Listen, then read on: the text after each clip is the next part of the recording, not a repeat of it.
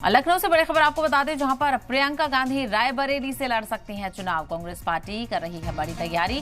Party की high level meeting में फैसला हो सकता है। 15 अप्रैल के बाद इस बात का बाकायदा ऐलान हो सकता है। रायबरेली में बड़ी रैली करने की तैयारी चल रही है। तो वहीं सोनिया गांधी के बाद अब प्रियंका गांधी संभाल सकती हैं रायबरेली की बागडोर। तो एक बार फिर से ये सुगबुगाहट तेज हो गई है। पहले भी क्या सराइयां लगाई जा रही थी कि प्रियंका गांधी को रायबरेली से उतारा जाएगा मैदान में, लेकिन उसके बाद ये सुर्खियां ठंडे बस्ते में चली गई और ऐसे में किसी हलचल की खबर यहां पे नहीं आई।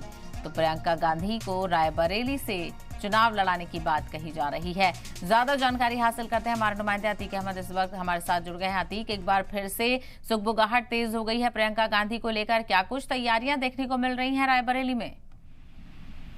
देखिए, लगातार ये बात चल रही थी कि रायबरेली सीट और अमेठी सीट हालांकि जो कांग्रेस खाते में रहती थी, इससे कौन चुनाव लड़ेगा। तो जब सोनिया गांधी ने ये मना कर दिया था कि उनका स्वास्थ्य ठीक नहीं है तो वो चुनाव तो नहीं लड़ेंगी, तभी से ये कयास लगाए जा रहे थे कि प्रियंका गांधी जो है रायबरेली सीट चुनाव लड़ सकती हैं।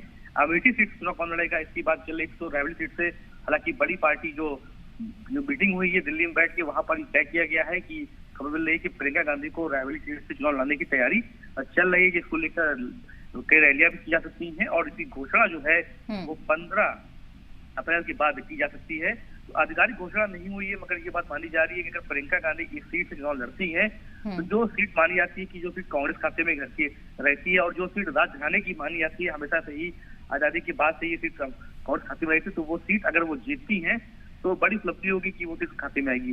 तो संगठन और पदाधिकारी लगातार ये बात कर रहे थे और ये मांग भी करी जा रही थी। जो बड़े अधिकारी नेता थे वो लगातार पार्टी से मांग कर रहे थे कि जो प्रियंका गांधी है इनको रायबरेली चुनाव लड़ाने की तैयारी की जाए।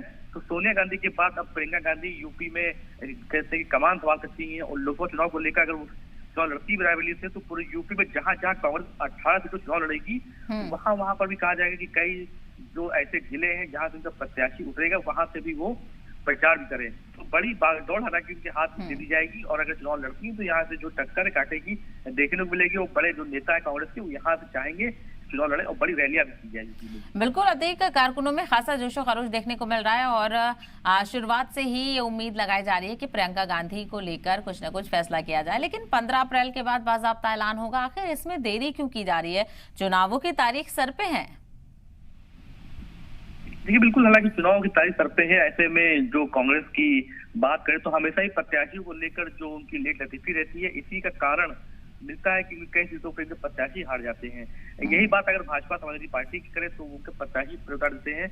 तो ये जो उच्च कमेटी संगठन में बैठक चल रही है उसको लेकर ये बातचीत चल रही है। हो सकता है कि कुछ दिन पहले ही अगर घोषणा करनी हो तो हो सकती है, मगर जो सूत्रों में खबर मिल रही है कि कई ऐसे स्टेट है जहां पर प्रत्याशी उतारे जा रहे हैं और प्रियंका गांधी भी समय काफी बिजी चल रही है क्योंकि पूरा चुनाव भी देख रही है और प्रचार प्रसार की बात भी चल रही है।